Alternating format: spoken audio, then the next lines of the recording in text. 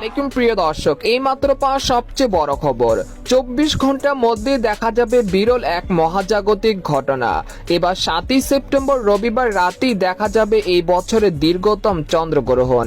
হঠাৎ রাতের আকাশ থেকে হারিয়ে যাবে চাঁদের আলো, চারদিক যেন অমাবস্যায় রূপ নিবে। টানা 5 ঘন্টা চলবে এই চন্দ্রগ্রহণ। এই এক ভয়ানক দৃশ্য সাক্ষী হতে চলেছে গোটা বিশ্ব। এছাড়া ভারত ও বাংলাদেশ সময় অনুসারে এই চন্দ্রগ্রহণ কখন শুরু হবে এবং কখন শেষ হবে জানতে হলে ভিডিওটি প্রথম থেকে শেষ পর্যন্ত দেখতে থাকুন। সূর্য, চন্দ্র ও পৃথিবী যখন একই সরলরেখায় অবস্থান করে এবং পৃথিবীর ছায়া চন্দ্রের উপর পড়ে তখন চন্দ্রগ্রহণ হয়। আর এইবার দেখা যাবে ব্লাড মুন নামের বিশাল বড় চন্দ্রগ্রহণ। এটি দেখা যাবে 7ই সেপ্টেম্বর রবিবার রাতের আকাশে, যা দেখার জন্য অধীর আগ্রহে বসে আছে বাংলাদেশ ও ভারতবর্ষ সহ সারা বিশ্বের মানুষ। আরও বিস্তারিত জেনে নেওয়া যাক। এদিকে এই বছরের শেষ চন্দ্রগ্রহণ হবে আগামী 7ই সেপ্টেম্বর রবিবার। এই দিন পূর্ণ গেরাস চন্দ্রগ্রহণ হবে। চন্দ্রগ্রহণটি 7ই সেপ্টেম্বর রাত থেকে শুরু হয়ে পরের দিন অর্থাৎ 8ই সেপ্টেম্বর ভোর পর্যন্ত চলবে। মোট 7 ঘন্টা 27 মিনিট স্থায়ী হবে গ্রহণটি।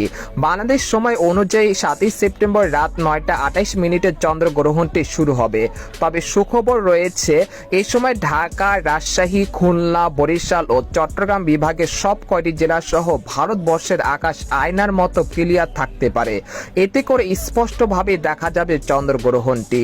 এদিকে ওই দিন চন্দ্রগ্রহণটি পূর্ণাঙ্গভাবে দেখা যাবে এমন স্থান হলো পূর্ব ইন্দোনেশিয়ার হিলা দ্বীপ থেকে শুরু করে পশ্চিম কেনিয়ার মোম্বা শহর পর্যন্ত।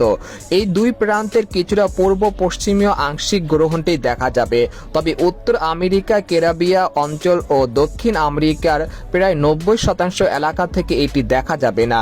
গ্রহণ এর জন্য কোনো প্রকার সাবধানতা অবলম্বন করা লাগবে না।